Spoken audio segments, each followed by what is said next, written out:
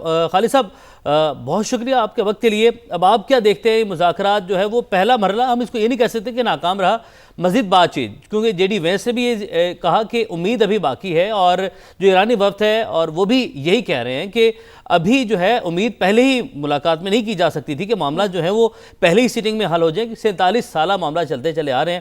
تو اب آپ معاملات کو آگے کس طریقے سے بڑھتا ہوا دیکھ رہے ہیں؟ اگلی نشست ہوگی یا بات چیت کا عمل کیسے آگے بڑھے گا؟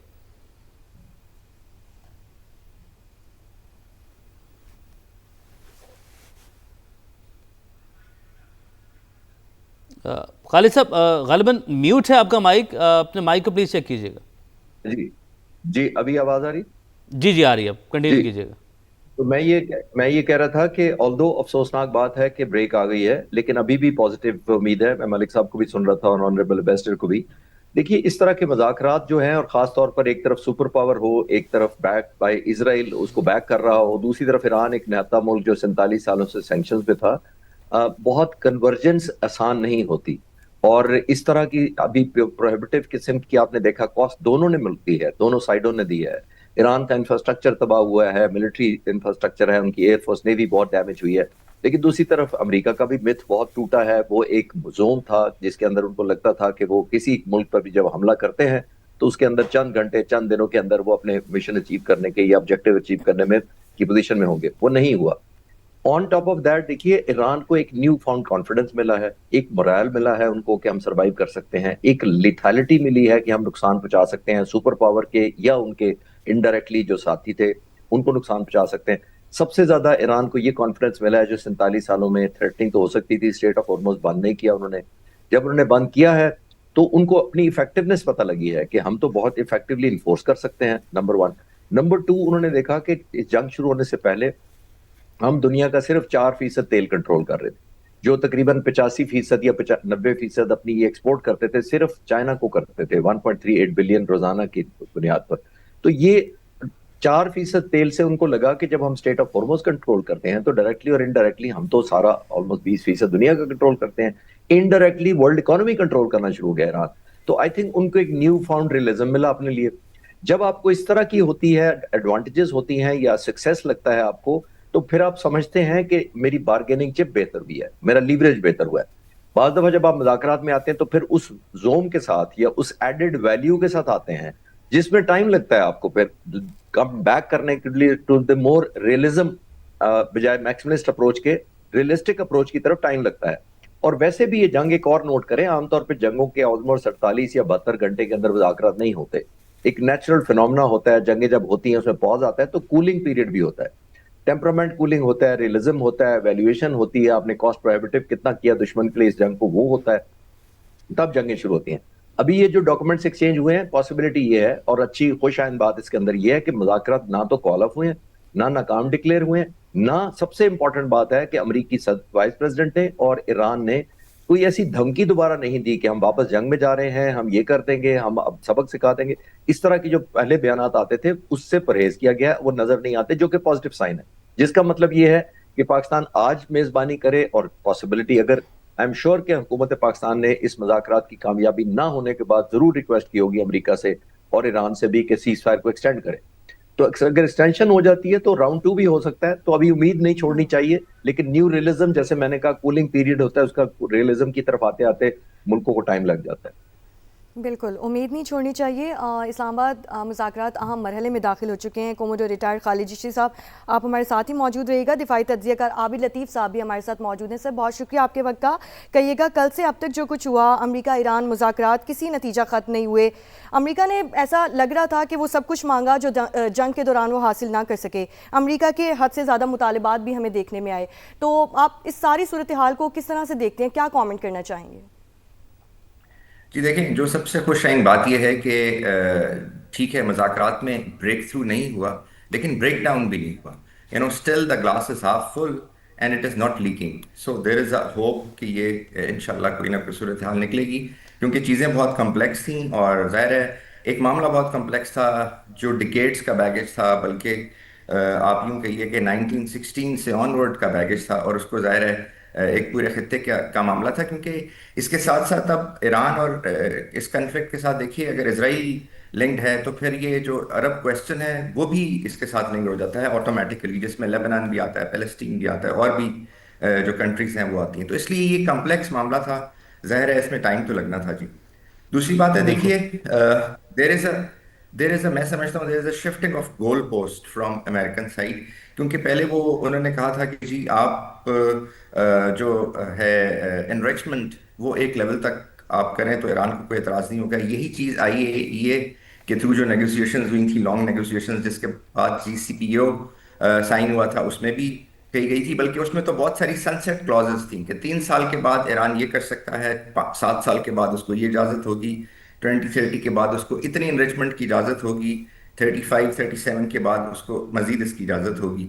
سو ان کا مطلب جے سی پی او کا مقصد یہ تھا کہ جی ہم ایران کے اندر بقول ان کے رسپانسبل بیہیویئر انڈیوس کر رہے ہیں، تو انہوں نے اس کا ٹائم دیا تھا. لیکن all together signpost change کر کے یہ کہنا کہ جی آپ جو نیوکلیر ٹیکنالوجی ہے وہی نہیں رکھ سکتے، آپ اس پہ بات نہیں ہوگی، آپ اس کو رول بیک کریں، تو آئی تھنک یہ بہت میں سمجھوں گا کہ ایک بہت ایک طرح سے سخت قسم کا یہ پوائنٹ ہے. کیونکہ ایران نے کہا ہے کہ جی ایران نے تو آپ کو پتہ ہے کہ علی خامنہئی صاحب کا فتویٰ ہے 2003 کا کہ نیوکلیر ویپن رکھنا، اس کی ٹیکنالوجی حاصل کرنا یا اس کا استعمال جو ہے وہ اسلام میں اس کی اجازت نہیں ہے، اور ایران کہتا بھی یہ رہا ہے.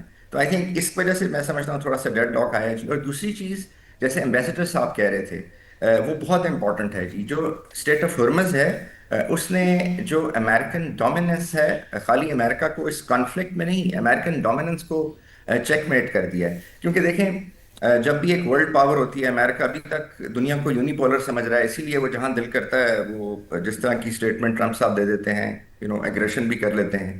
تو اس میں اس کے اس آرکیٹیکچر کے نیچے جو ہے جی کنٹرول آن آپ کہہ لیجیے the commerce and financial capital of the world ہوتا ہے. تو وہ اگر اسٹیٹ آف ہرمز پہ ایران کا کنٹرول ہو جاتا ہے، اور اس کی ریپرکشن یہ ہوگی کہ ظاہر ہے پھر ایک تو ایران کی مرضی سے سارا کچھ ہوگا، پلس پھر ایران جو پہلے کہہ چکا ہے ظاہر ہے اینیموسٹی تو ہے، تو پھر وہ ڈالرائزیشن یہاں پہ کچھ تھوڑا سا وینش ہوتی بھی نظر آئے گی، اس کی جگہ دوسری کرنسیز آ جائیں گی. تو امریکہ کا جو پورا ایک فائنینشیل آرکیٹیکچر ہے جو اسی جیو پولیٹیکل آرکیٹیکچر کے نیچے ہے، وہ کولیپس ہوتا ہوا نظر آئے گا اس کو جی بھی. تو آئی تھنک اس لیے میں سمجھتا ہوں کہ state of Hormuz even nuclear والے ایشو سے بھی زیادہ امپورٹنٹ ہے. لیکن کیونکہ طریقہ ہوتا ہے، آپ کو پتہ ہے کہ negotiations, the art of negotiation یہی ہے کہ آپ میکسیملسٹ ڈیمانڈ دیتے ہیں، اور میکسیملسٹ ڈیمانڈ آپ بعض دفعہ وہ دیتے ہیں جو آپ کی نمبر 2 ڈیمانڈ ہوتی ہے. جو نمبر 1 ہوتی ہے آپ اس کو نمبر 2 یا نمبر 3 پہ رکھتے ہیں تاکہ آپ اس کو ان اے وے تھوڑا سا کنسیل، اپنے جو ایموشنز ہیں وہ آپ کنسیل کر سکیں. سو یہ جی اس لیے آئی تھنک ایک بہت ہی کمپلیکیٹڈ ایشو ہے. لیکن پتہ جی نہیں کیوں بینگ ویری آپٹمسٹک مجھے تو یہ لگتا ہے کہ شاید جے ڈی وینس صاحب جاتے جاتے وہ that bridge which is not too far وہاں سے واپس آ جائیں اور یہ دوبارہ مذاکرات شروع ہو جائیں. لیکن نیور دا صحیح لیس ان کی ٹیمز ادھر ہیں، ان کی بہت ایکسٹینسو ٹیمز تھیں. آپ کو پتا ہے کہ 70+ لوگ ایرانین ٹیم میں تھے اور 100+ امریکن ٹیم میں تھے، other than the security details.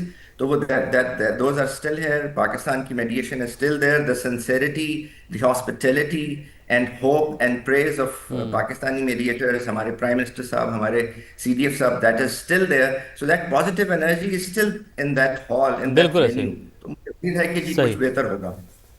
ٹھیک ہے عابد صاحب ساتھ رہے گا. آصف صاحب آپ کی جانب بڑھتے ہیں، اور آپ نے گفتگو سنی عابد صاحب کی بھی. خالد چشتی صاحب نے کہا کولنگ کے عمل کے لیے تھوڑا سا وقت درکار ہوتا ہے، تو یہ بالکل اہم بات ہے کہ کولنگ کے عمل میں ابھی تھوڑا سا ایک پروسیجر سے گزریں گے تو ہی وہاں تک پہنچیں گے. اور یہ بھی کہے گا کہ آبنۂ ہرمز، اب دنیا کی جو لڑائی چل رہی ہے وہ ہتھیار ایک سے بڑھ کر ایک مہلک ہتھیار بنانے کی لڑائی ہے. تو کیا آپ یہ مانیں گے کہ امریکہ نے نہ چاہتے ہوئے بھی ایک بہت بڑا ہتھیار آبنۂ ہرمز کی شکل میں ایران کو دے دیا ہے؟ یہ خود سے آ گیا ہے یہ، کیونکہ جو جغرافی تھی وہ ایران کے فیور میں تھی، بالکل تو وہاں کے اندر جغرافی کا بہت بڑا رول ہوتا ہے، اور ایران کو وہ اس کا فائدہ ملا جو کہ نہ اسرائیل کو حاصل ہے اور نہ امریکہ کو حاصل ہے، اور بلکہ یہ آئندہ کے لیے بھی یہ امریکہ اور اسرائیل کے لیے ایک مسئلہ بنا رہے گا. تو لہٰذا بہتر یہی ہے کہ ان ایشوز کو مذاکرات کے ذریعے حل کیا جائے. اس میں گیو اینڈ ٹیک کافی ہیں. مثلا ایران کو بھی اب یہ کرنا پڑے گا کہ جو پراکسیز وہ کھیلتے آئے ہیں وہ میرے خیال میں اب انہوں نے دیکھ لیا ہوگا، ان کو خاصا نقصان ہوا ہے. इराक के अंदर, सीरिया के अंदर, फिर हमास और हिजबुल्लाह जो है उनको भी बहुत नुकसान हुआ है और अब भी हो रहा है सदर्न लेबनान में। तो ये ईरान को ज़रा एहसास करना होगा कि कितना जानी नुकसान जो है वो और होना चाहिए। और दूसरा ये है कि अमेरिका को ये एहसास करना होगा कि वो कब तक इज़राइल को सपोर्ट करते रहेंगे, उसकी गलत पॉलिसियों को और उसके जो जेनोसाइडल जो उसकी टैक्टिक्स उसने अप्लाई किए हैं, वो कब तक उसका साथ देंगे। और फिर इससे बढ़कर ये है कि अमेरिका की क्रेडिबिलिटी जो है उसको बड़ा नुकसान पहुंचा है, धचका पहुंचा है। ये भी अब इनको करना पड़ा। लेकिन चूंकि अब ये प्रेसिडेंट ट्रम्प का जुवेनाइल एंथुसियाज्म है, उसकी वजह से अब कुछ हतमी तौर पे कोई भी दुनिया नहीं कह सकती। इस वक्त बाकी दुनिया में भी जो है प्रेसिडेंट ट्रम्प को सपोर्ट नहीं है। प्रेसिडेंट ट्रम्प को सपोर्ट ना होने का मतलब ये पूरा अमेरिका जो है वो उसको धचका लगेगा, उसकी पॉलिसीज को, उसकी जो इमेज है एज अ सुपर पावर उसको लगेगा। इसमें फिर डर ये हो जाता है कि कहीं ये कोई ऐसा कदम ना उठा लें जो फिर आइंदा रहती नस्लों के लिए नुकसानदेह साबित हो। तो ये नाजुक सूरत हाल अब भी है, लेकिन उम्मीद ये है कि जहाँ तक ईरान अमेरिका के मुज़ाकरात की बात है वो ख़त्म नहीं हुए हैं, वो चलेंगे। और इसमें मेरे ख्याल में अभी और लेग वर्क चाहिए होगा, जिसमें दोनों साइड्स को वो दोबारा से देखना होगा कि वो किस जगह पे वो कंसेशन दे सकते हैं। और गुंजाइश बहुत है, क्योंकि अगर आप फॉर्मर फॉरेन मिनिस्टर जवाद ज़रीफ का जो आर्टिकल उन्होंने 3 अप्रैल को फॉरेन अफेयर्स में लिखा था, उसमें उन्होंने वो 10-11 जो कंडीशंस हैं वो उन्होंने वाज़ेह तौर पे बयान की है। और मेरे ख्याल में वो उन्होंने एक तरह से एक ईरान का जो वो है उसलूब मुज़ाकरात के सिलसिले में वो भी उन्होंने वाज़ेह किया है। और मुझे यकीन है कि उन्होंने जब ये आर्टिकल लिखा होगा तो उनको अपने हुकूमत, अपने सिस्टम की तरफ से भी इजाज़त होगी, तो उसे ज़रूर जो है ज़हन में रखना चाहिए। और उसमें ये जो न्यूक्लियर इशू की बात जेडी वांस कर रहे हैं, वो तो जवाद ज़रीफ बड़े क्लियरली कह चुके हैं कि हम जो है वो उस पर मोनोपोली भी नहीं चाहते। हम तो जो हमारा अलबत्ता आपको हमारा राइट जो है to have access to nuclear technology for peaceful purposes वो देना पड़ेगा। और फिर अमेरिका जो है, और फिर ये इस वक्त इजराइल के वो अमेरिका के पास कोई स्ट्रॉन्ग कार्ड नहीं है। वो उनसे ये सवाल करे कि इजराइल जो है वो अनडिक्लेयर्ड न्यूक्लियर वेपन स्टेट है, उसके बारे में वो खामोश क्यों है। तो ये they can not cherry pick. और फिर ये कि बहुत यानी पिछले 4 डेकेड से यूएन जनरल असेंबली में रेजोल्यूशन है on declaring middle east as nuclear weapon free zone. Israel उसको जो है वो रिजेक्ट करता है। तो ये इसमें अभी बहुत से वो हैं जिसमें अमेरिका जो है उनको वो पावर जरूर हैं, लेकिन जब टेबल की बात आएगी, टेबल टॉक होगा, तो वहां फिर अमेरिका के पास स्ट्रांग आर्गुमेंट नहीं होगा। जी।